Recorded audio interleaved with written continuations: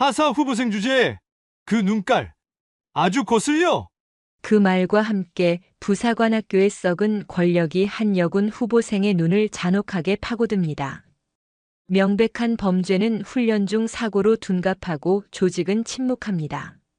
하지만 피 흘리는 그녀의 꺾이지 않는 눈빛은 결국 별 3개를 단 아버지의 분노를 깨우고야 맙니다. 한 조교의 잔혹한 폭력이 어떻게 군 전체를 뒤흔드는 심판의 폭풍이 되었을까요? 여러분, 오늘 하루도 좋은 시간 보내고 계신가요? 이 시간만큼은 복잡한 생각 잠시 내려놓고 저와 함께 머물러요. 청취 후 구독과 좋아요 한 번씩 꼭 눌러주시면 더 좋은 이야기를 만드는데 큰 힘이 됩니다. 충청북도 괴산군에 자리한 육군부사관학교는 한반도 정중앙에 위치한 국토의 심장부에서 강철 같은 초급 간부를 양성하는 요람이었다. 거대한 연병장과 굳건한 건물들이 위용을 뽐내고 새벽부터 밤늦게까지 쩌렁쩌렁 울리는 훈련 구호와 군화 소리가 끊이지 않는 곳이었다. 이곳은 단순히 기술과 전술을 가르치는 곳이 아니었다. 국가와 국민을 위해 기꺼이 자신을 희생할 간부를 만들어내는 정신과 육체를 극한으로 단련시키는 용광로였다. 기수는 밝혀지지 않은 어느 해 늦가을의 차가운 공기가 부사관학교 생활관을 감쌌다. 412 생활관 2층 침대 위 최서연 하사 후보생은 차가운 천장을 응시하고 있었다. 25 보통 또래의 여성들이 대학을 졸업하고 사회에 첫 발을 내디딜 나이. 그녀는 자신의 모든 것을 버리고 군인이라는 새로운 길을 선택했다. 단정하게 깎은 짧은 머리, 위장 크림 자국이 채 가시지 않은 얼굴, 그리고 그 어떤 시련에도 흔들리지 않을 것 같은 또렷한 눈빛. 그것이 바로 최서연이었다. 그녀의 키는 165cm로 여성치고는 큰 편이었고 다부진 체격은 수많은 훈련을 묵묵히 견뎌온 결과물이었다. 최서연은 늘 말이 적었다. 동기들이 훈련의 고단함을 토로하거나 멀리 떨어져 있는 가족에 대한 그리움을 나눌 때도 그녀는 조용히 듣기만 했다. 그렇다고 무뚝뚝한 것은 아니었다. 필요한 말은 간결하게 했고 힘들어하는 동기들을 도울 때는 망설임이 없었다. 하지만 그녀는 자신을 굳이 드러내려 하지 않았다. 그 뒤에는 그녀만의 깊은 이유가 있었다.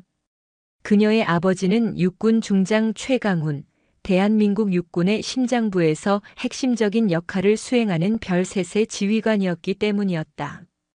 민간인이었던 최서연이 군인의 길을 택했을 때 아버지 최강훈 중장은 아무 말 없이 그녀의 어깨를 두드려 주었다. 그 손길에는 딸에 대한 걱정과 동시에 자랑스러움이 함께 담겨 있었다. 하지만 최서연은 아버지의 그늘 아래서 특별 대우를 받고 싶지 않았다. 그저 평범한 하사 후보생으로서 자신의 힘으로 이 험난한 부사관 생활을 견뎌내고 싶었다. 아버지의 이름이 아닌 최서연이라는 이름으로 이 모든 시련을 이겨내고 진정한 부사관으로 거듭나고 싶었다. 후보생, 차렷. 어느 날 새벽 점호 쩌렁쩌렁한 조규태 상사의 목소리가 생활관을 뒤흔들었다. 조규태 상사는 29의 나이로 부사관학교에서 가장 악랄하고 강압적인 조교로 악명이 높았다. 그의 눈빛은 매섭고 작은 실수도 용납하지 않았다. 자신의 권위에 도전하는 듯한 행동은 절대 용납하지 않는 흡사 독사 같은 인물이었다. 후보생들은 그를 악마 조규태라고 불렀고 그의 그림자만 봐도 모두가 공포에 질려 몸을 사렸다.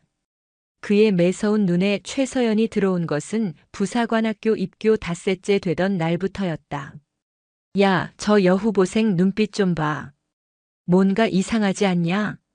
조규태 상사는 옆에 선 강지훈 중사에게 속삭였다. 강지훈 중사는 27으로 조규태 상사의 부하였습니다.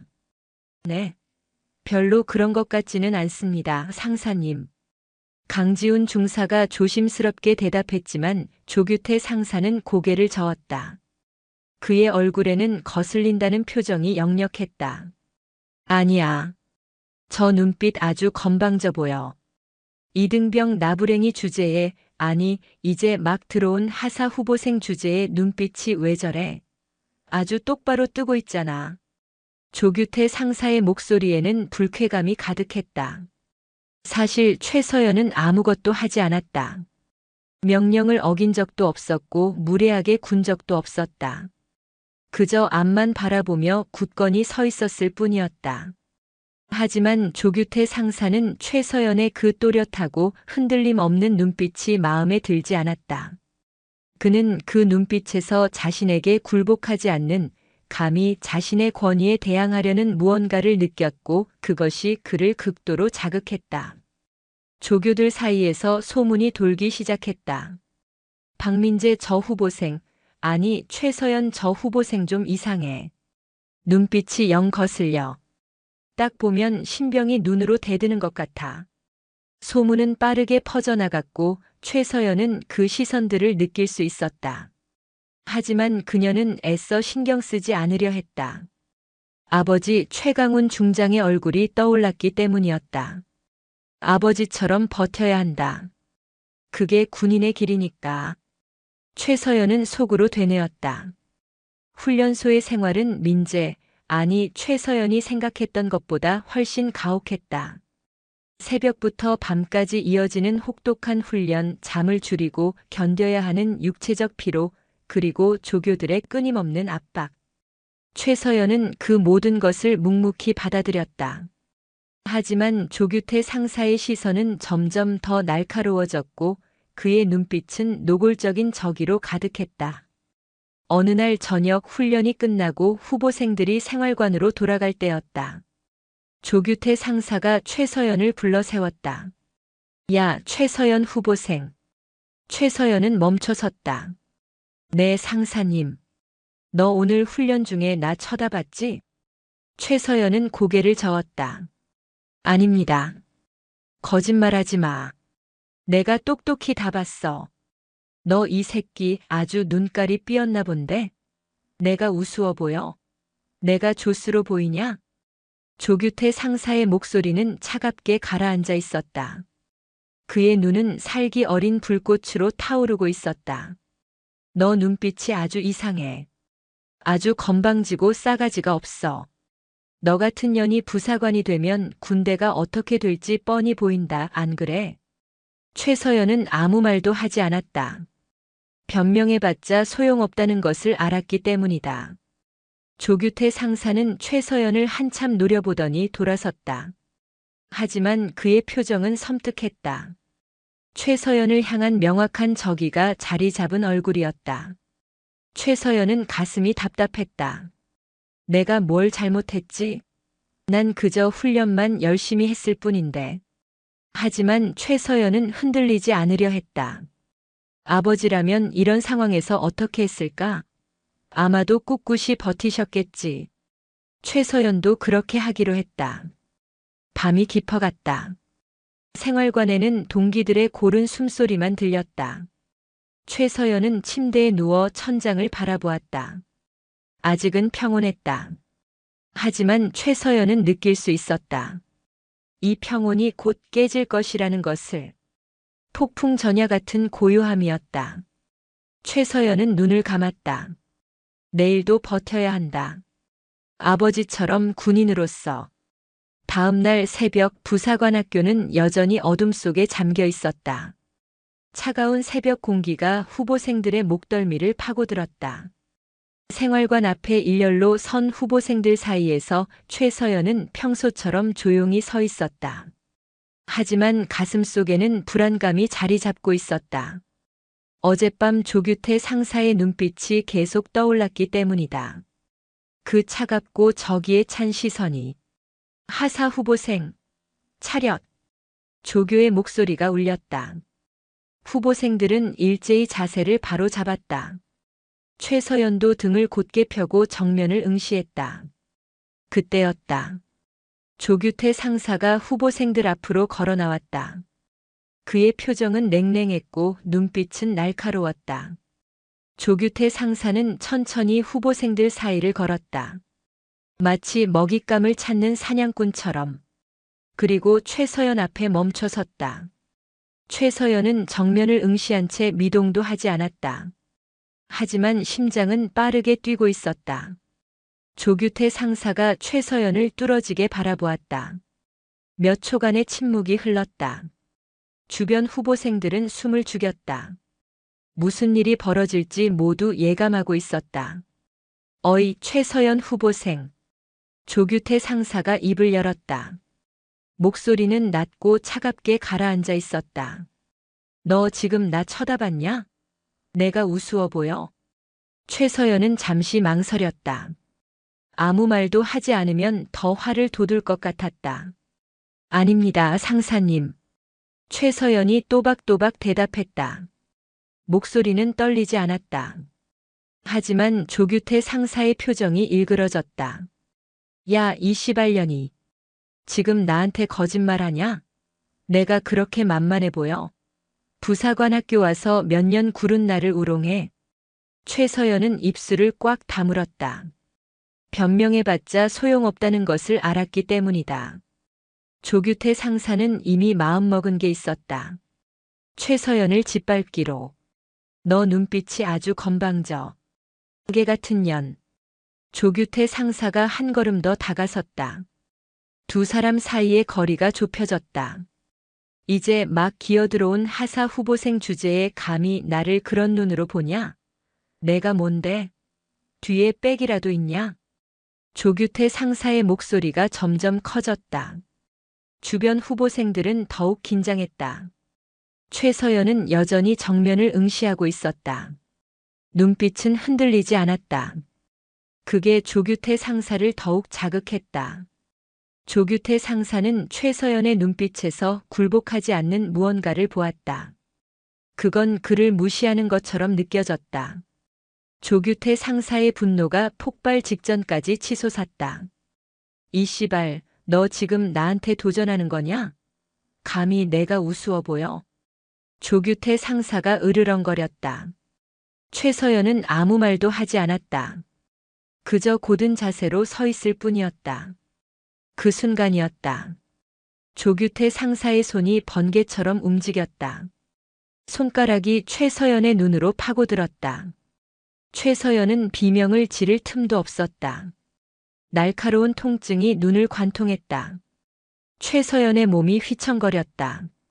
세상이 흔들렸고 시야가 붉게 물들었다. 최서연은 균형을 잃고 바닥에 주저앉았다. 손으로 눈을 감싸 쥐었지만 손가락 사이로 피가 흘러내렸다. 주변은 순식간에 정적에 휩싸였다. 후보생들은 입을 다문 채 그 광경을 지켜보았다. 아무도 움직이지 않았다. 아무도 소리를 내지 않았다. 모두 두려움에 얼어붙어 있었다. 동기 강지훈 중사도 그 자리에서 얼어붙어 있었다. 그는 눈을 크게 뜨고 조규태 상사를 바라보았다. 믿을 수 없다는 표정이었다. 하지만 강지훈 중사도 아무 말도 하지 못했다. 최서연은 바닥에 무릎을 꿇은 채 눈을 감싸 쥐고 있었다. 통증이 머리 전체를 휩쓸었다. 눈물과 피가 뒤섞여 얼굴을 타고 흘러내렸다. 하지만 최서연은 신음소리조차 내지 않았다. 이를 악물고 통증을 견뎠다. 마음속으로 아버지를 떠올렸다. 아버지라면 이 순간에도 흔들리지 않았겠지. 이게 군대라면. 최서연은 속으로 중얼거렸다. 난 군인의 딸로 버텨야 한다. 최서연은 천천히 손을 내렸다. 피로 범벅이 된 손이 떨리고 있었지만 최서연은 억지로 힘을 주었다. 그리고 천천히 고개를 들었다. 최서연의 눈은 여전히 또렷했다. 한쪽 눈에서 피가 흐르고 있었지만 남은 눈빛만큼은 흔들리지 않았다. 조규태 상사는 그 눈빛을 보고 움찔했다. 순간 당황한 표정이 스쳤다. 하지만 곧 무표정으로 돌아왔다. 일어나 이 씨발년아. 기생오라비 같은 년이 어디서 눈물이나 짜고 있어? 조규태 상사가 차갑게 말했다. 최서연은 천천히 몸을 일으켰다. 다리가 후들거렸지만 쓰러지지 않았다. 최서연은 다시 차렷 자세를 취했다. 피가 계속 흘러내렸지만 최서연은 꿋꿋이 서 있었다. 점호 끝. 해산. 조규태 상사가 짧게 말하고 돌아섰다. 후보생들은 조용히 흩어졌다. 아무도 최서연을 쳐다보지 않았다. 아무도 말을 걸지 않았다. 모두 두려움에 눈을 피했다. 최서연은 홀로 그 자리에서 서 있었다. 손으로 눈을 다시 감싸 쥐었다. 통증이 가시지 않았다. 하지만 최서연은 울지 않았다. 신음도 비명도 내지 않았다. 강지훈 중사가 조심스럽게 다가왔다. 서연아, 괜찮냐? 그의 목소리는 떨리고 있었다. 최서연은 고개를 끄덕였다. 괜찮습니다, 강 중사님. 최서연의 목소리는 여전히 또렷했다. 강지훈 중사는 할 말을 잃었다. 최서연의 눈에서 피가 흐르고 있는데 어떻게 괜찮다고 말할 수 있는지 이해할 수 없었다. 안 되겠다. 의무실로 가야 해. 빨리. 강지훈 중사가 최서연의 팔을 잡았다. 최서연은 고개를 저었다. 조금만 있으면 괜찮아질 겁니다. 하지만 강지훈 중사는 고집을 부렸다. 안 돼. 지금 당장 가야 해. 강지훈 중사는 최서연을 이끌고 부사관학교 의무실로 향했다. 최서연은 비틀거리며 걸었다. 시야가 흐릿했고 온 세상이 돌고 있는 것 같았다. 하지만 최서연은 쓰러지지 않았다. 한 걸음 한 걸음 나아갔다. 아버지를 생각하며 군인으로서의 자존심을 지키며. 부사관학교 의무실 문이 열렸다. 강지훈 중사가 최서연을 부축하며 안으로 들어갔다. 의무실은 소독약 냄새가 진하게 풍겼다. 하얀 침대 2개와 간이 책상, 그리고 의료기구들이 놓인 선반이 전부였다. 군의관 송지혜 대위가 책상에서 고개를 들었다. 28살의 송지혜 대위는 부사관학교에 온 지 2년이 넘은 베테랑 군의관이었다. 그동안 수많은 부상 병사를 봤지만 최서연을 본 순간 표정이 굳었다. 어서 오세요. 여기 앉으세요, 후보생. 송지혜 대위가 재빨리 최서연을 침대로 안내했다. 최서연은 천천히 앉았다. 손으로 눈을 감싼 채였다. 피는 계속 흘러내렸고 최서연의 얼굴은 창백했다. 송지혜 대위는 재빨리 장갑을 끼고 최서연 앞에 섰다. 손 치워보세요. 제가 봐야 합니다. 최서연은 천천히 손을 내렸다. 피로 범벅이 된 눈이 드러났다. 송지혜 대위는 숨을 삼켰다. 의료용 손전등으로 최서연의 눈을 비췄다.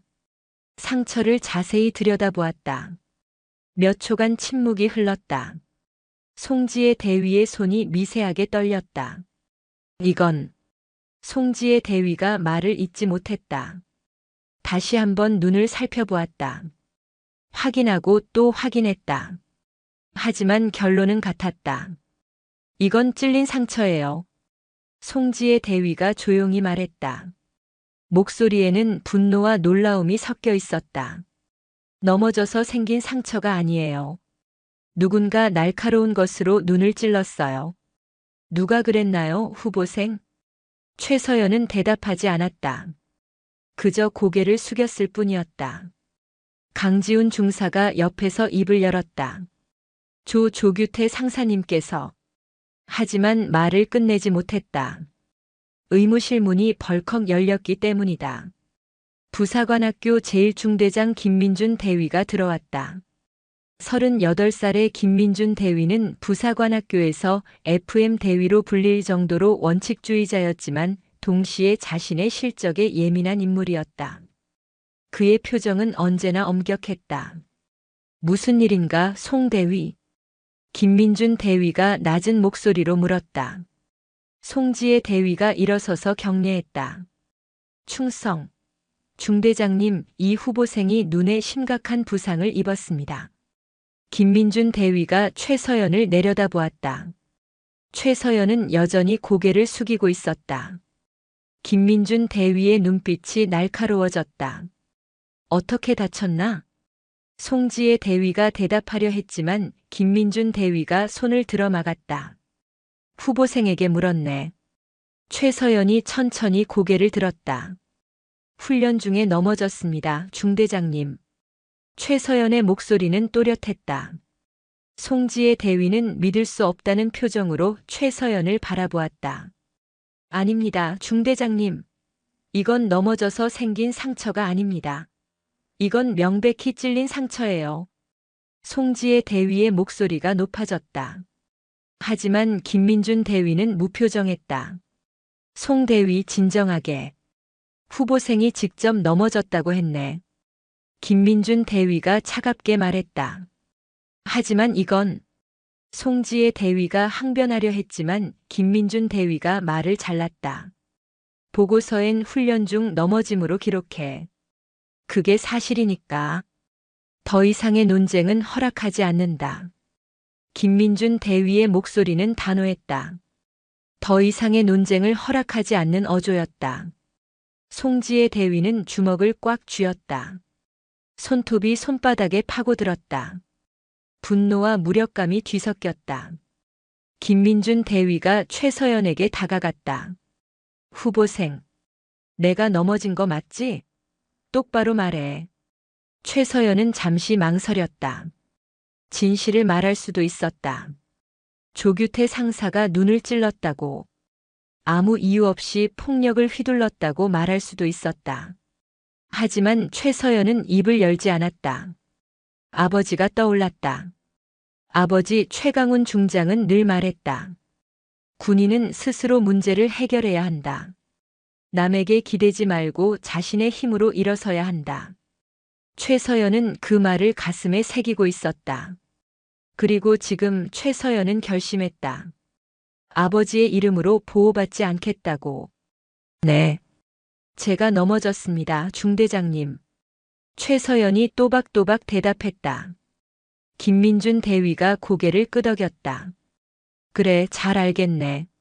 송 대위 치료해주게. 김민준 대위는 그 말을 남기고 의무실을 나갔다. 문이 닫히자 의무실은 다시 정적에 휩싸였다. 송지의 대위는 최서연을 바라보았다. 왜 그렇게 말했어요? 진실을 말했어야 했어요. 송지의 대위의 목소리는 떨리고 있었다. 최서연은 고개를 저었다. 이게 맞습니다. 저는 그냥 최서연 하사 후보생일 뿐입니다. 한 명의 후보생이에요. 최서연의 목소리는 담담했다. 송지의 대위는 더 이상 말하지 않았다. 대신 소독약과 붕대를 꺼냈다. 최서연의 눈을 조심스럽게 치료하기 시작했다. 상처를 소독하고 약을 바르고 거즈로 감쌌다. 최서연은 통증을 참으며 가만히 앉아 있었다. 신음소리 하나 내지 않았다. 치료가 끝났다. 최서연의 한쪽 눈은 하얀 거즈로 감싸져 있었다. 송지의 대위가 조용히 말했다. 적어도 일주일은 안정을 취해야 해요. 눈이 심하게 다쳤어요. 최서연은 고개를 끄덕였다. 감사합니다, 대위님. 최서연이 일어서려 했지만 송지의 대위가 말렸다. 잠깐만요, 후보생. 송지의 대위는 책상으로 가서 보고서를 꺼냈다. 펜을 들었다. 하지만 글을 쓰지 못했다. 손이 떨렸다. 훈련 중 넘어짐. 그 거짓말을 써야 한다는 것이 고통스러웠다. 하지만 송지의 대위는 어쩔 수 없었다. 중대장의 명령이었으니까. 송지의 대위는 보고서에 글을 썼다. 하사 후보생 최서연 훈련 중 넘어져 눈부상. 펜을 놓는 순간 송지의 대위는 깊은 한숨을 내쉬었다. 마음속으로 다짐했다. 이대로 묻히게 둘 수는 없어. 반드시 진실을 밝혀야 해. 송지의 대위는 최서연을 바라보았다. 최서연은 여전히 침착했다. 하지만 그 눈빛 속에는 깊은 슬픔이 담겨 있었다. 최서연은 의무실을 나섰다. 강지훈 중사가 뒤따라 나왔다. 두 사람은 말없이 걸었다. 최서연 하사 후보생은 그저 한 명의 후보생일 뿐이었다. 중장의 딸이 아니라 그냥 평범한 후보생이었다. 그날 밤 송지의 대위는 잠을 이룰 수 없었다. 의무실 침대에 누워 천장을 바라보았다. 최서연의 눈에서 흘러내린 피가 계속 떠올랐다. 그리고 보고서에 적힌 거짓말이 훈련 중 넘어짐. 그 문장이 송지의 대위의 가슴을 짓눌렀다. 송지의 대위는 더는 참을 수 없었다. 이건 폭력입니다. 사람 눈을 찔렀다고요. 송지의 대위는 어둠 속에서 중얼거렸다. 분노가 가슴 속에서 타올랐다. 군의관으로서 그리고 한 사람의 어른으로서 이 일을 그냥 묻어둘 수 없었다. 송지의 대위는 침대에서 일어나 책상으로 향했다. 노트북을 켰다. 화면의 불빛이 어두운 방을 밝혔다. 송지의 대위는 손가락을 키보드 위에 올렸다. 잠시 망설였다. 이 일을 신고하면 어떤 일이 벌어질까? 보복이 있을까? 하지만 송지의 대위는 고개를 저었다. 두려움 때문에 진실을 외면할 수는 없었다. 송지의 대위는 국방 헬프콜 시스템에 접속했다. 익명 신고 항목을 클릭했다. 손가락이 움직이기 시작했다. 부사관학교 하사 후보생 최서연이 조규태 상사에게 폭행당했습니다. 조교는 점호 중 최 후보생의 눈을 손가락으로 찔렀습니다. 최 후보생은 심각한 부상을 입었으나 중대장은 보고서를 조작하여 훈련 중 넘어진 것으로 기록했습니다. 이는 명백한 폭력이며 은폐 시도입니다. 즉각적인 조사가 필요합니다. 송지의 대위는 문장을 다시 한번 읽어보았다. 그리고 전송 버튼을 눌렀다. 화면에 전송 완료 메시지가 떴다. 송지의 대위는 깊은 숨을 내쉬었다. 이제 돌이킬 수 없었다. 하지만 후회는 없었다. 송지의 대위는 노트북을 끄고 다시 침대에 누웠다. 이번에는 조금 더 편안하게 잠들 수 있었다. 며칠이 흘렀다. 최서연은 한쪽 눈에 하얀 거즈를 댄 채 훈련을 계속했다. 동기들은 그녀를 조심스럽게 대했다. 아무도 그날의 일에 대해 입 밖에 내지 않았지만 그들의 눈빛에는 동정, 두려움, 그리고 약간의 경외심이 섞여 있었다. 조규태 상사는 더 이상 최서연을 직접적으로 건드리지 않았다. 하지만 그의 차가운 시선은 독사의 혀처럼 끈질기게 그녀의 등 뒤를 핥았다. 그는 마치 시한폭탄을 안고 있는 사람처럼 초조해 보였고 사소한 일에도 신경질적으로 반응하며 다른 후보생들을 더욱 혹독하게 다그쳤다. 부사관학교 제1중대의 공기는 팽팽하게 당겨진 활시위처럼 위태로웠다. 한편 대한민국 국방의 심장부인 계룡대 육군본부 감찰실. 한 통의 익명 신고서가 감찰실장인 이정훈 대령의 책상 위에 놓였다. 이정훈 대령은 48, 날카로운 눈매와 빈틈없는 일처리로 명성이 자자한 인물이었다. 그는 무심코 서류를 집어들었다. 육군 부사관학교 내 폭행 및 은폐 의혹. 그의 미간이 미세하게 좁혀졌다. 이런 종류의 신고는 드물지 않았지만 이번에는 무언가 달랐다. 신고 내용이 너무나도 구체적이고 단호했다. 조규태 상사 점호 중 하사 후보생 최서연의 눈을 손가락으로 가격하여 심각한 안구 손상 유발.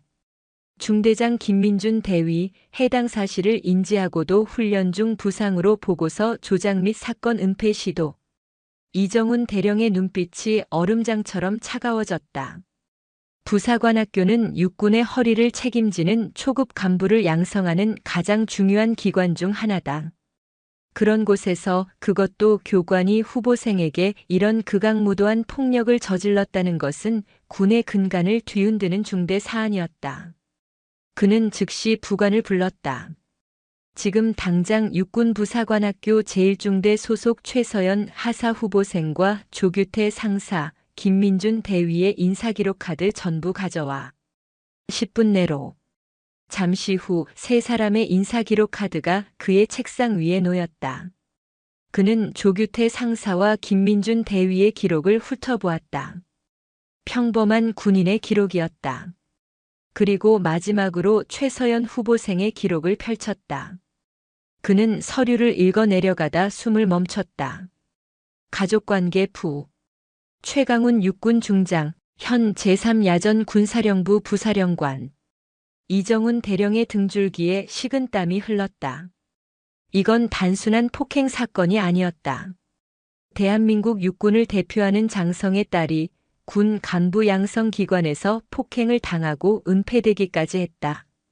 만약 이 사실이 외부로 알려지기라도 한다면 군 전체가 뒤집어질 핵폭탄급 스캔들이었다. 그는 잠시 눈을 감았다. 사안의 중대함이 그의 어깨를 짓눌렀다.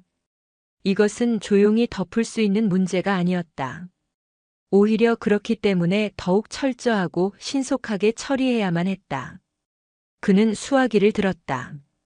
육군 참모총장 비서실이었다. 충성.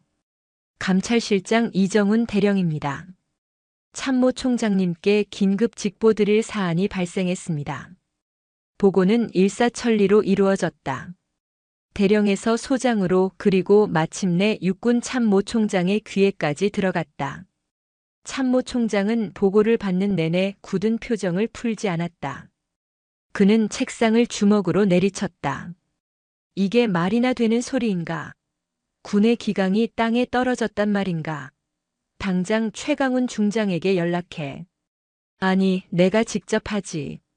그 시각 경기도 용인에 위치한 제3야 전군사령부 부사령관실. 최강훈 중장은 산더미처럼 쌓인 서류를 검토하고 있었다. 56, 30년 넘게 군복을 입어온 그는 살아있는 군의 역사였다. 그의 얼굴에는 강직함과 연륜이 깊게 새겨져 있었다. 그의 책상 위에는 딸 최서연과 함께 찍은 낡은 사진이 놓여 있었다.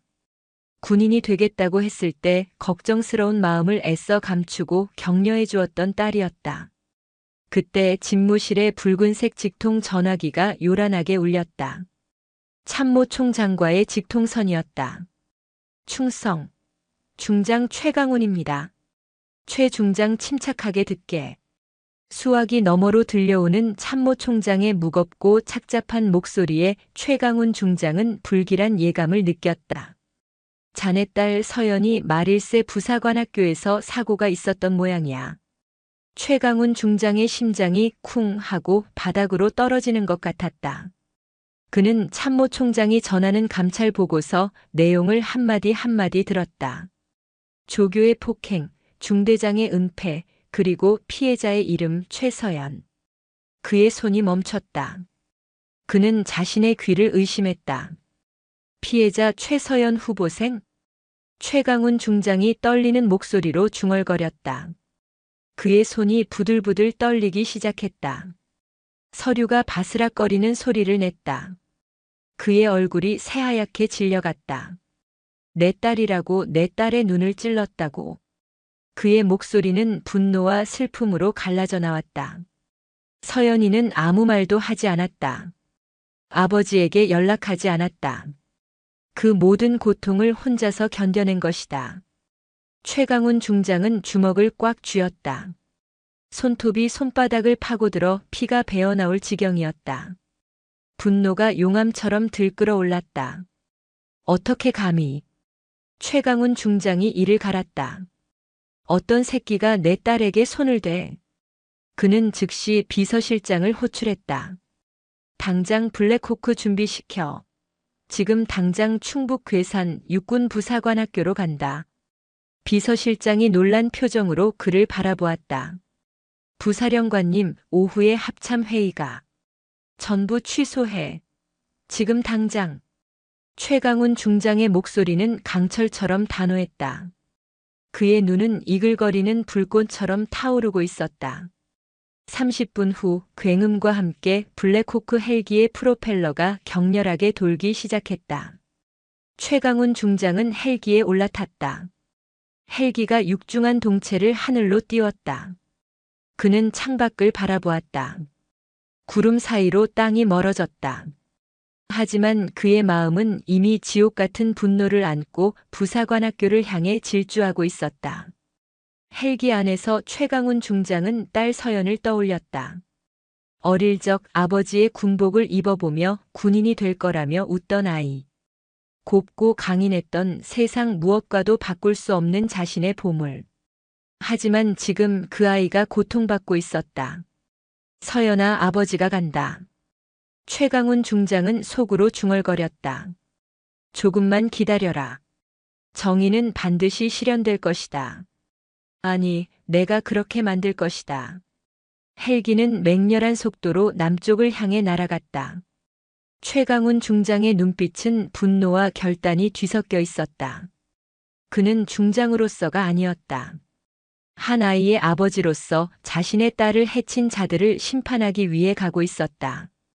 그날 밤 육군 부사관학교는 평소와 다름없는 어둠에 잠겨 있었다.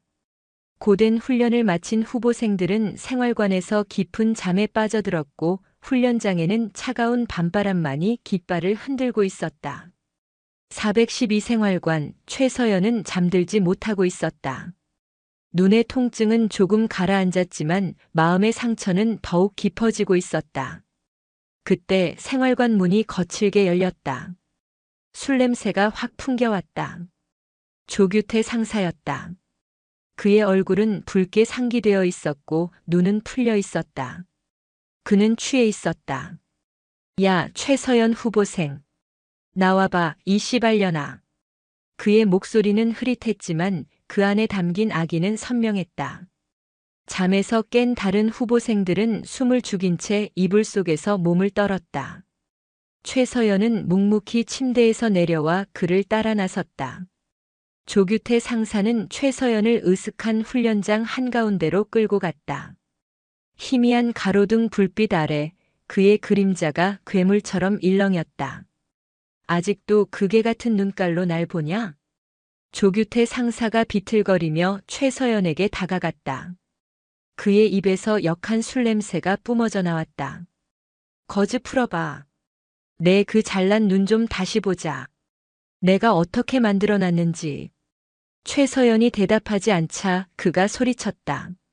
내가 명령했잖아, 이게 같은 년아. 거즈 풀라고. 최서연은 천천히 손을 들어 거즈를 풀었다. 아직 핏기가 가시지 않은 상처 입은 눈이 드러났다. 하지만 그 눈빛은 여전히 또렷했다.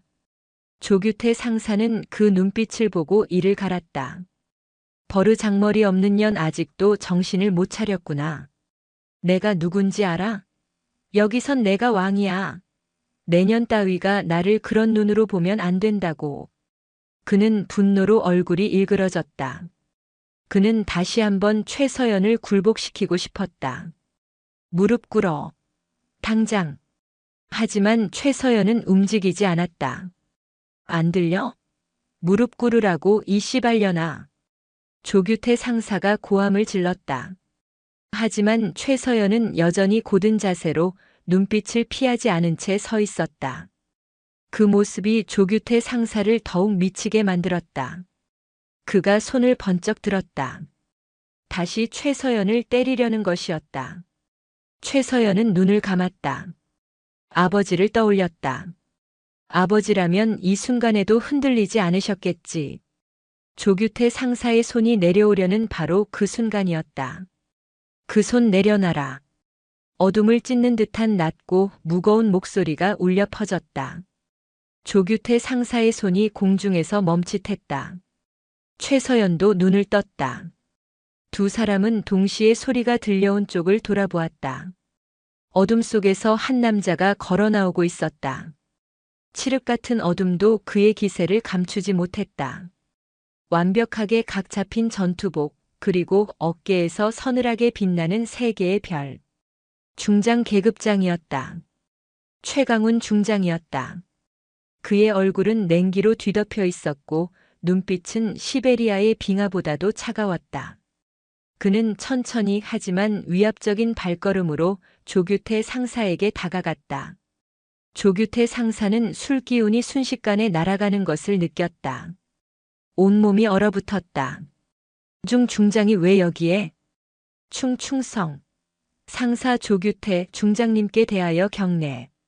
조규태 상사가 떨리는 목소리로 경례를 붙였다.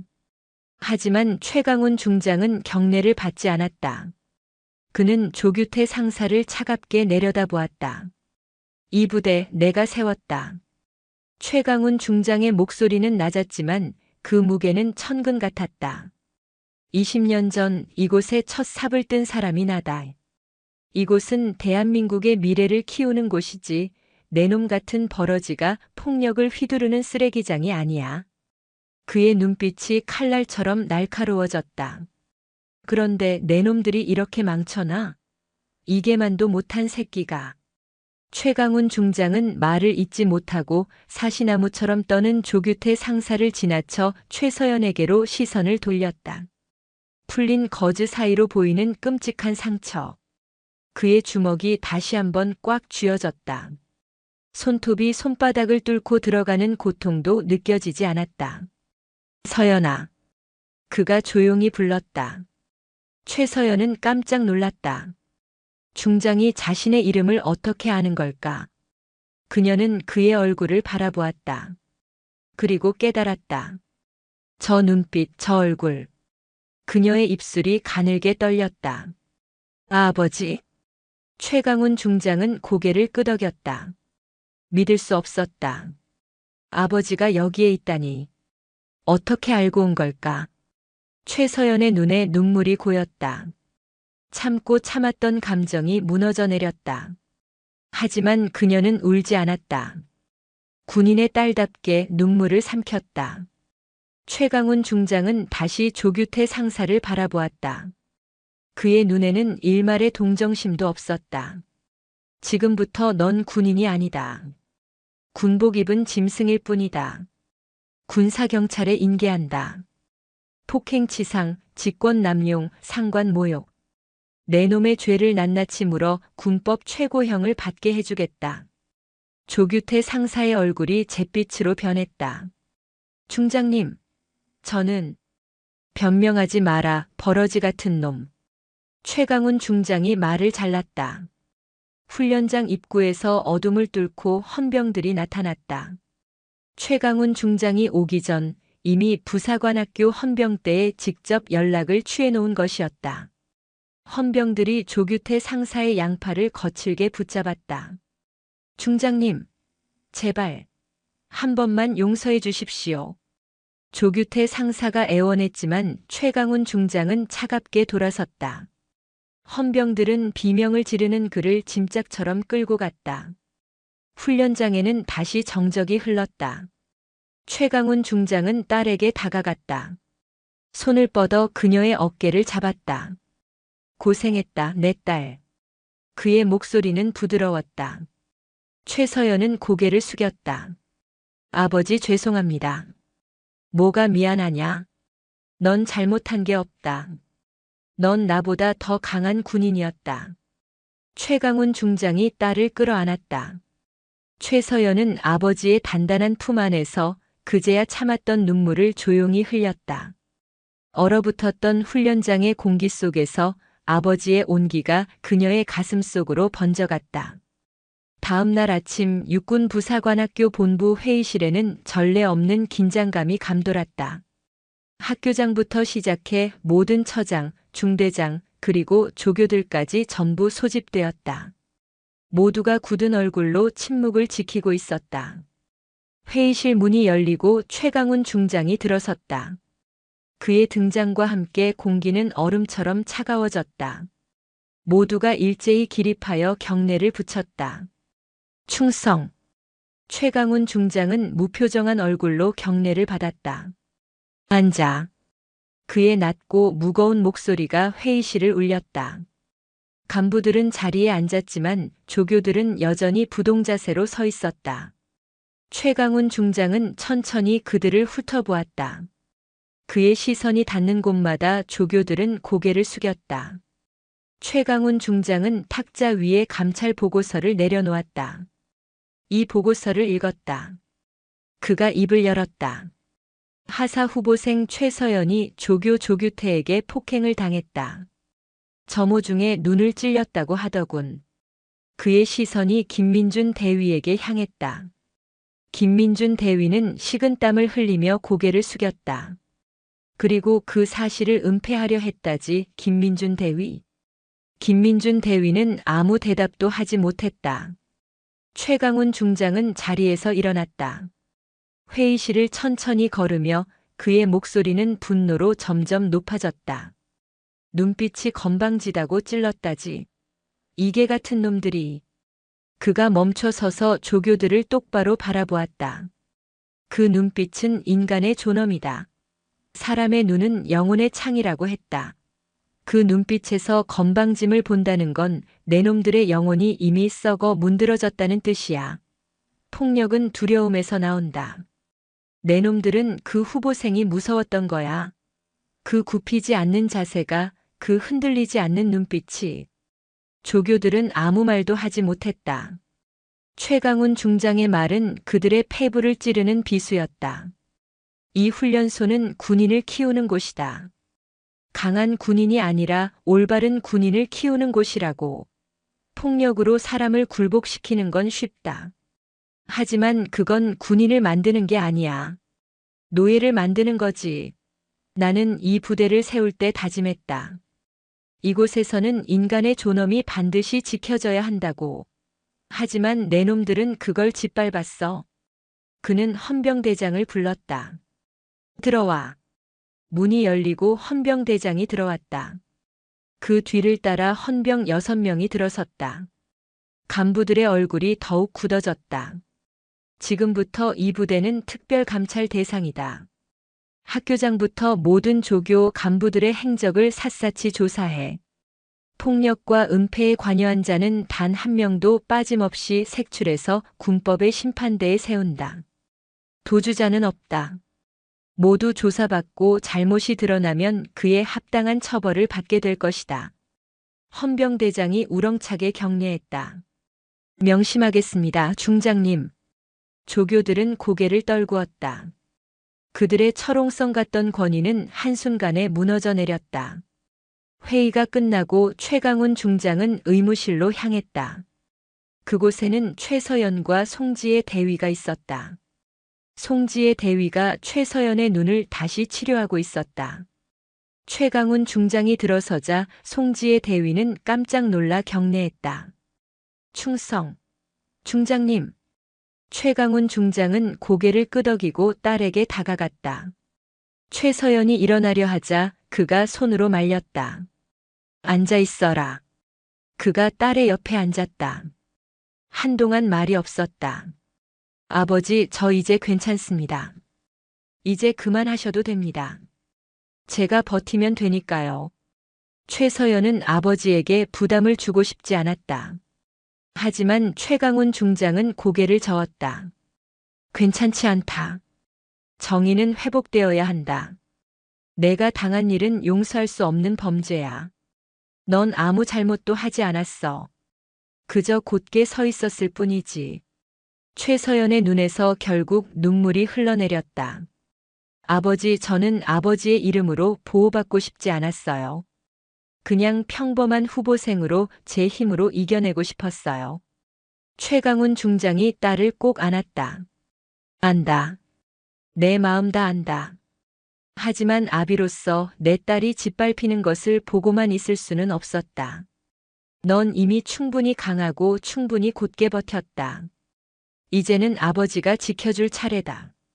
그는 딸을 놓아주고 일어섰다.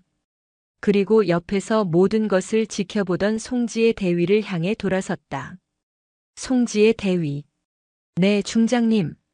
자네의 용기 있는 행동이 군의 썩은 부분을 도려낼 기회를 주었네. 고맙네. 자네 같은 군인이 있어 우리 군의 미래는 아직 밝다고 믿는다. 송지의 대위의 눈시울이 붉어졌다. 그녀는 허리를 깊이 숙였다. 최강훈 중장은 의무실을 나섰다. 해야 할 일이 아직 많이 남아 있었다. 부사관학교는 변해야 했다. 아니, 그가 그렇게 만들 것이었다. 부패와 폭력의 고리를 끊고 진정한 명예와 존엄이 살아 숨쉬는 곳으로. 정의는 반드시 실현되어야만 했다. 그 어떤 희생을 치르더라도. 3주가 흘렀다.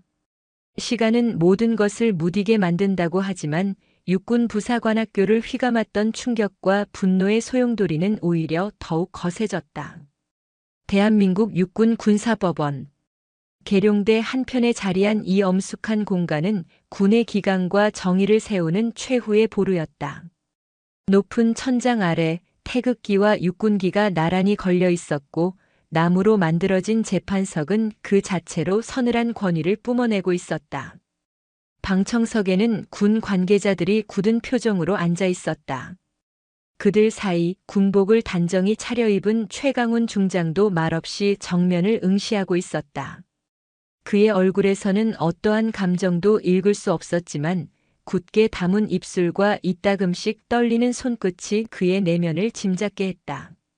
피고인석에는 2명의 군인이 앉아 있었다. 한 명은 초췌한 얼굴로 고개를 숙인 조규태 상사였고 다른 한 명은 핏기 없는 얼굴로 허공을 응시하는 김민준 대위였다. 3주간의 구금 생활은 그들의 오만했던 기세를 완전히 꺾어 놓았다. 모두 기립. 재판장이 들어서자 방청석의 모든 인원이 일어섰다. 재판장은 50 후반의 준장이었다. 그는 법복 대신 각 잡힌 군복을 입고 있었고 그의 눈빛은 수많은 전장을 겪어온 노장처럼 깊고 예리했다. 지금부터 피고인 조규태 상사 김민준 대위에 대한 군사재판을 시작한다. 재판장의 목소리가 법정 전체를 울렸다. 검사 기소 내용을 진술하라. 젊은 군법무관이 자리에서 일어났다. 그의 목소리는 강철처럼 단단했다.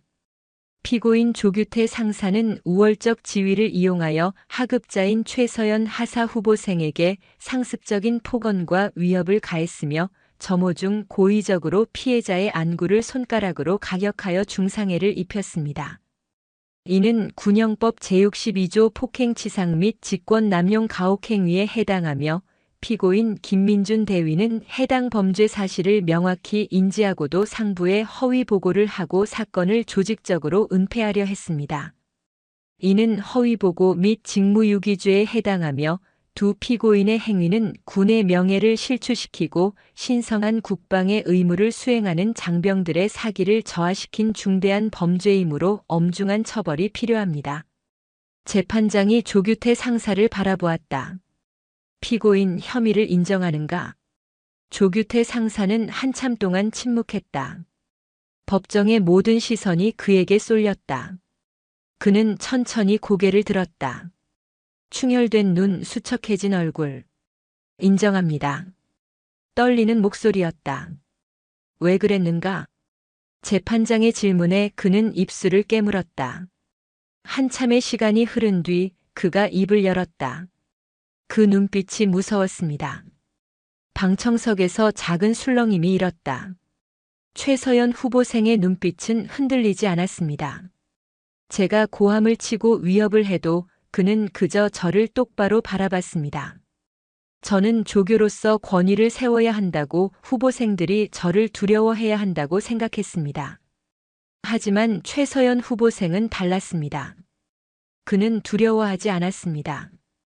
오히려 저를 꿰뚫어 보는 것 같았습니다. 제가 진 것 같았습니다. 그래서 저는 그 눈빛을 없애고 싶었습니다. 그의 목소리는 후회와 자기 혐오로 가득 차 있었다. 재판장이 검사를 바라보았다. 증인을 신청하라. 법정 문이 열리고 강지훈 중사가 들어왔다. 상사 진급이 보류된 그는 긴장한 얼굴로 증인석에 섰다. 증인은 사건 당시 현장에 있었는가? 네, 있었습니다. 본 것을 그대로 진술하라. 강지훈 중사는 깊은 숨을 들이쉬었다. 점호 중이었습니다. 조규태 상사님께서 최서연 후보생 앞에 섰습니다. 그리고 눈빛이 건방지다며 폭언을 했습니다. 다음 순간 상사님은 손가락으로 서연이의 아니 최 후보생의 눈을 찔렀습니다.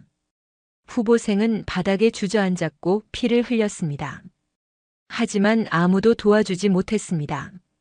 저를 포함한 우리 모두가 두려웠기 때문입니다. 그는 고개를 숙였다. 저도 잘못했습니다. 막았어야 했는데 그러지 못했습니다. 죄송합니다. 다음 증인으로 송지의 대위가 불려나왔다. 그녀는 군의관으로서의 소견을 막힘없이 진술했다. 최서연의 상처는 명백한 외력에 의한 각막 손상이었으며 결코 넘어짐으로 생길 수 있는 상처가 아니었다는 것, 그리고 김민준 대위가 명백한 허위 보고를 지시했다는 사실까지. 마지막으로 재판장이 말했다. 피해자를 불러라. 문이 열리고 최서연이 들어왔다. 그녀의 눈에는 더 이상 거즈가 없었다. 상처는 아물었지만 자세히 보면 작은 흉터가 남아 있었다. 그녀는 조금의 동요도 없는 얼굴로 증인석에 섰다. 피해자 최서연, 당시 상황을 진술하라. 최서연은 차분하게 대답했다. 점호 중이었습니다. 조규태 상사님께서 제 눈빛이 건방지다고 하셨습니다. 저는 아무 말도 하지 않았습니다. 그런데 갑자기 손가락이 제 눈으로 들어왔습니다. 통증이 심했지만 저는 군인으로서, 후보생으로서 자세를 잃지 않으려 참았습니다. 재판장이 물었다. 왜 즉시 신고하지 않았는가? 아버지가 누구인지 밝힐 수도 있었을 텐데. 최서연은 잠시 방청석에 앉은 아버지를 바라보았다. 그리고 다시 재판장을 향해 고개를 돌렸다. 저는 혼자 버티고 싶었습니다. 아버지의 이름으로 보호받고 싶지 않았습니다. 군인으로서 제 스스로의 힘으로 이겨내고 싶었습니다. 그것이 제가 생각하는 진정한 군인의 명예라고 믿었기 때문입니다. 그녀의 대답에 법정은 숙연해졌다. 모든 증언이 끝나고 재판장이 판결을 내렸다. 그의 목소리는 법정에 울려 퍼지는 망치 소리와도 같았다. 피고인 조규태 상사는 군인의 본분을 망각하고 하급자에게 잔혹한 폭력을 행사하여 군의 명예를 더럽혔다. 이에 피고인을 군에서 파면하고 징역 5년을 선고한다. 피고인 김민준 대위는 지휘관으로서 부하를 보호하고 진실을 밝혀야 할 의무를 저버리고 사건을 은폐하여 군 조직에 대한 국민의 신뢰를 배신했다. 이에 피고인을 군에서 파면하고 징역 2년을 선고한다. 조규태 상사와 김민준 대위는 고개를 숙였다. 그들의 군 생활은 그렇게 가장 불명예스러운 방식으로 끝이 났다. 재판이 끝나고 최강훈 중장은 복도에서 딸과 마주섰다. 민재야, 아니 서연아. 넌 나보다 강한 군인이었다. 그의 목소리는 자부심으로 가득했다. 아버지는 내가 신고했어야 한다고 생각했다. 하지만 넌 끝까지 스스로 버텼지. 최서연은 조용히 대답했다. 군인은 계급보다 양심으로 살아야 하니까요. 아버지께서 늘 그렇게 가르쳐 주셨습니다. 그 말에 최강훈 중장은 희미하게 미소를 지었다. 그는 말없이 딸의 어깨를 두드려 주었다. 두 사람은 나란히 법원을 나섰다. 밖에는 따뜻한 햇살이 내리쬐고 있었다. 정의는 실현되었고 진실은 밝혀졌다. 하지만 이것은 끝이 아니라 새로운 시작이었다. 군사재판의 판결은 거대한 파문이 되어 군 전체로 퍼져나갔다.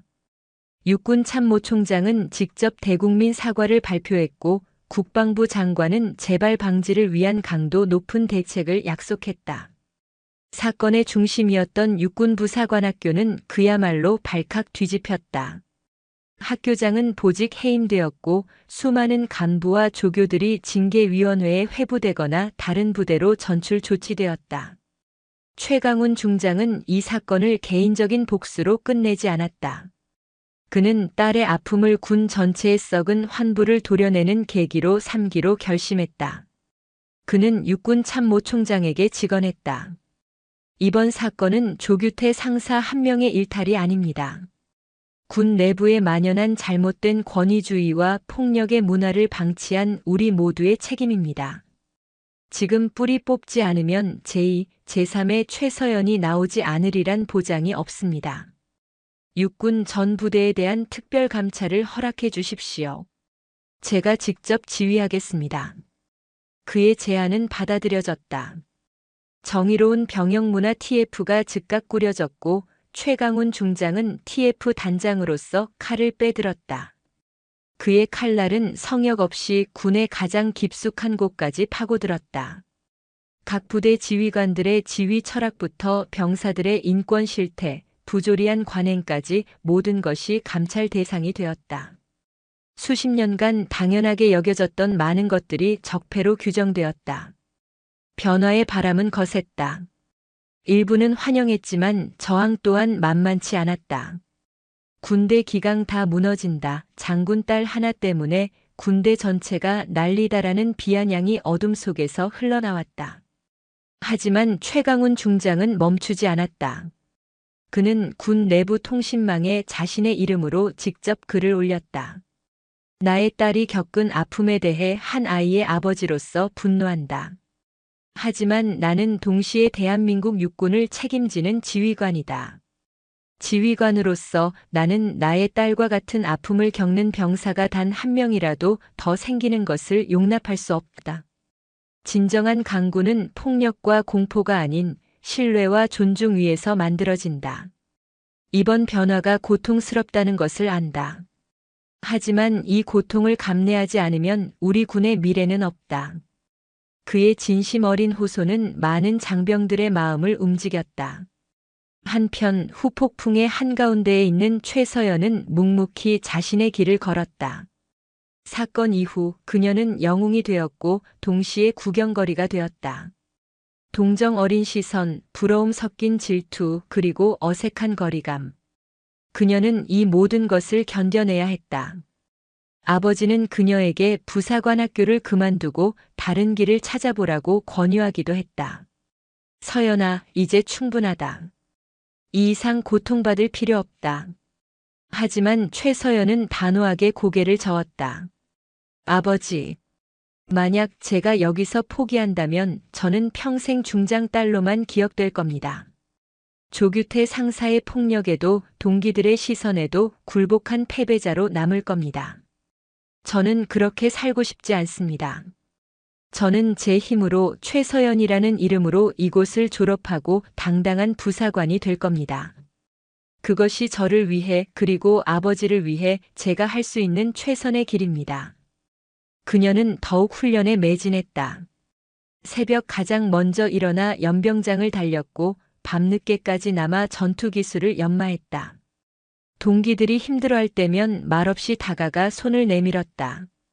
그녀의 눈빛은 이전보다 더욱 깊고 단단해져 있었다. 그 안에는 개인적인 상처를 극복한 강인함과 부하들을 지켜야 할 지휘관으로서의 책임감이 함께 자리 잡고 있었다. 그녀는 더 이상 그저 중장의 딸이 아니었다. 동기들은 그녀를 진정한 리더로 인정하기 시작했다. 거대한 폭풍 속에서 최서연은 흔들리지 않는 뿌리를 내리고 있었다. 계절이 몇 번 바뀌고 혹독했던 훈련소의 겨울이 지나갔다. 마침내 졸업식이 열리는 날 육군 부사관학교 연병장에는 따스한 봄 햇살이 가득했다. 수백 명의 후보생들이 각 잡힌 군복을 입고 연병장에 도열했다. 그들 모두의 얼굴에는 고된 훈련을 이겨낸 자부심과 새로운 시작에 대한 설렘이 가득했다. 단상 아래 최서연도 동기들과 함께 서 있었다. 지난 몇 달간의 시간이 주마등처럼 스쳐 지나갔다. 끔찍했던 폭력의 순간, 은폐된 진실 앞에서 느꼈던 무력감, 그리고 모든 것을 이겨내고 이 자리에 서기까지의 수많은 밤들. 그녀의 눈가에는 작은 흉터가 여전히 남아 있었지만 이제 그 흉터는 그녀에게 아픔이 아닌 훈장이었다. 하사 최서연. 이름이 불리자 그녀는 우렁찬 목소리로 관등 성명을 외치고 단상 위로 올라갔다. 학교장은 그녀에게 직접 임관 사령장과 하사 계급장을 수여했다. 조국은 그대를 믿는다. 그녀는 힘찬 목소리로 경례를 붙였다. 충성. 졸업식이 끝나고 최서연은 연병장 한편에서 아버지를 만났다. 평소의 근엄한 중장이 아닌 그저 딸의 졸업을 축하하는 평범한 아버지의 얼굴이었다. 자랑스럽다 내 딸. 최강훈 중장이 딸의 어깨에 달린 하사 계급장을 쓰다듬으며 말했다. 이제 진짜 군인이구나. 감사합니다, 아버지. 두 사람은 한동안 말없이 연병장을 거닐었다. 최강훈 중장이 조용히 입을 열었다. 서연아. 진정한 용기란 두려움을 느끼지 않는 것이 아니라 두려움에도 불구하고 앞으로 나아가는 것이다. 너는 그것을 증명해냈다. 앞으로 너는 수많은 부하들을 책임져야 할 지휘관이 될 것이다. 언제나 그들의 눈을 바라보아라. 그들의 눈빛 속에서 존중과 신뢰를 읽을 수 있다면 너는 훌륭한 지휘관이 될 수 있을 것이다. 최서연은 아버지의 말을 가슴 깊이 새겼다. 며칠 후 그녀의 첫 자대 배치 결과가 나왔다. 모두의 예상과는 달랐다. 사람들은 그녀가 후방의 편한 보직으로 갈 것이라 예상했다. 하지만 그녀가 배치된 곳은 강원도 철원, 최전방을 지키는 제6보병사단 청성부대의 수색대대였다. 대한민국에서 가장 험하고 위험한 곳 중 하나였다. 그것은 그녀가 스스로 선택한 길이었다. 아버지의 그늘에서 벗어나 가장 낮은 곳에서부터 진짜 군인으로 성장하고 싶다는 그녀의 의지였다. 낡은 군용 트럭이 흙먼지를 일으키며 비포장도로를 달렸다. 차창 밖으로 보이는 것은 끝없는 산과 철책뿐이었다. 마침내 트럭이 수색대대 위병소 앞에 멈췄다. 살아 돌아오라는 비장한 구호가 그녀를 맞았다. 최서연은 전투 배낭을 메고 트럭에서 내렸다. 그녀를 맞이한 것은 까맣게 그을린 얼굴의 행정보급관이었다. 신임 하사 최서연, 멀리서 오느라 고생 많았다. 나는 중대 행보관이다. 따라와. 그녀는 말없이 행보관의 뒤를 따랐다. 막사로 들어서자 수십 명의 병사들이 하던 일을 멈추고 낯선 여군 하사를 신기한 듯 쳐다보았다. 그녀는 그들의 시선을 피하지 않고 당당히 마주섰다. 충성. 오늘부로 제1중대 부소대장으로 부임한 하사 최서연입니다. 앞으로 잘 부탁한다. 그녀의 목소리는 작지만 단단했고 눈빛은 그 무엇보다 강하고 또렷했다. 과거의 아픔은 그녀를 더욱 강하게 만들었다. 이제 그녀는 중장의 딸 최서연이 아닌 대한민국 육군 하사 최서연으로서 군인으로서의 첫 발을 내디딘 것이다. 그녀의 진짜 이야기는 이제부터 시작이었다. 강원도 철원의 겨울은 지독했다. 칼날 같은 바람이 DMZ의 철책을 긁어내며 늑대처럼 울부짖었고 한 번 내린 눈은 계절이 바뀔 때까지 녹지 않아 세상을 온통 흰색의 절망으로 뒤덮었다.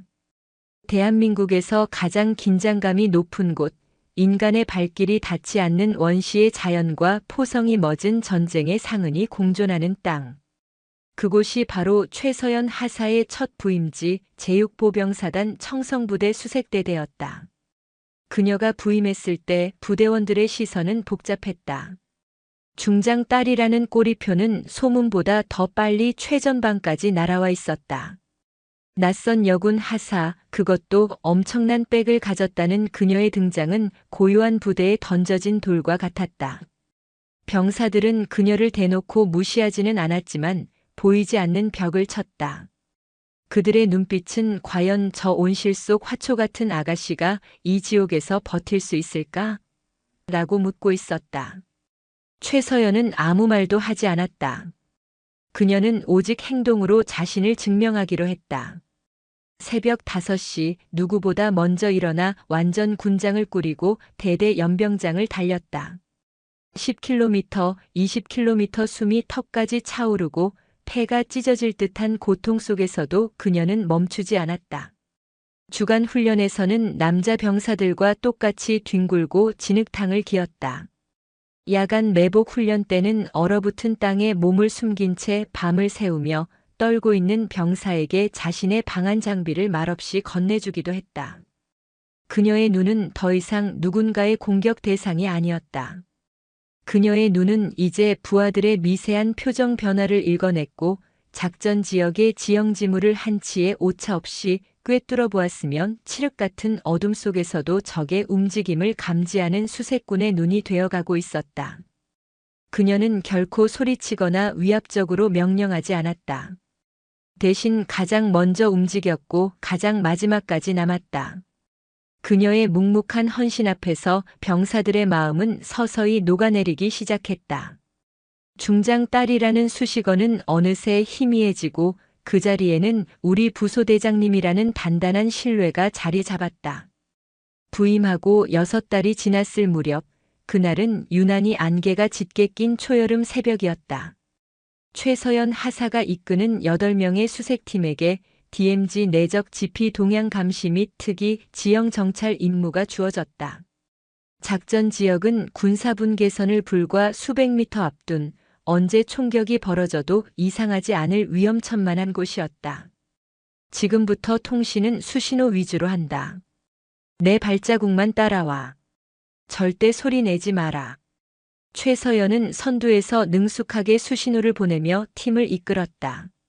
안개를 방패 삼아 그들은 소리 없이 비무장지대의 심장부로 스며들었다. 축축한 흙냄새와 짙은 풀 비린내가 코를 찔렀다. 심장이 세차게 뛰었지만 그녀의 눈은 냉철하게 주변을 살폈다.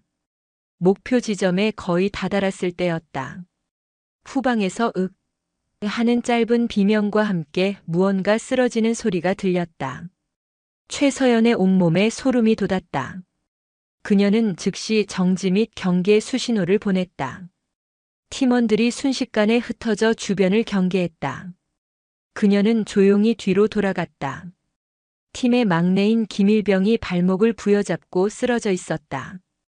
훈련 중 다쳤던 발목인대가 하중을 이기지 못하고 파열된 것이었다. 김일병의 얼굴은 고통으로 하얗게 질려 있었다.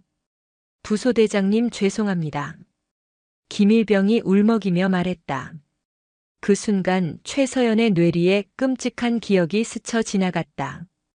부사관학교 연병장, 자신을 향해 다가오던 조규태 상사의 증오 어린 얼굴, 눈을 파고들던 끔찍한 고통, 그리고 아무도 도와주지 못했던 그 차가운 정적. 온몸이 순간적으로 얼어붙는 것 같았다. 하지만 그것은 아주 잠시였다. 그녀는 눈을 질끈 감았다가 떴다. 그녀의 눈빛은 더 이상 과거의 피해자가 아니었다. 그녀는 이제 부하의 생명을 책임져야 할 지휘관이었다. 죄송할 것 없다. 누구에게나 일어날 수 있는 일이야. 그녀는 침착하게 말했다. 그리고 무전기를 들었다. 여기는 알파2. 독수리에게 알린다. 팀원 부상 발생. 작전 중지하고 즉시 복귀하겠다. 현재 위치. 알파2 여기는 독수리. 복귀를 허가한다. 하지만 현재 안개가 너무 짙어 즉각적인 지원팀 투입이 어렵다. 최대한 은밀하고 신속하게 자력으로 복귀하라. 상황은 최악이었다. 부상당한 팀원을 데리고 언제 적과 마주칠지 모르는 이 위험한 곳을 스스로 빠져나가야 했다. 다른 팀원들의 얼굴에 긴장과 두려움이 어렸다. 그때 최서연이 단호한 목소리로 말했다. 지금부터 내 말만 듣는다. 박상병, 김일병의 군장과 소총을 인수해라. 이병장과 나는 김일병을 부축한다. 나머지는 5m 간격으로 전후방을 철저히 경계하며 이동한다. 우리는 괴물이 아니다. 다친 전우를 버리고 가지 않는다.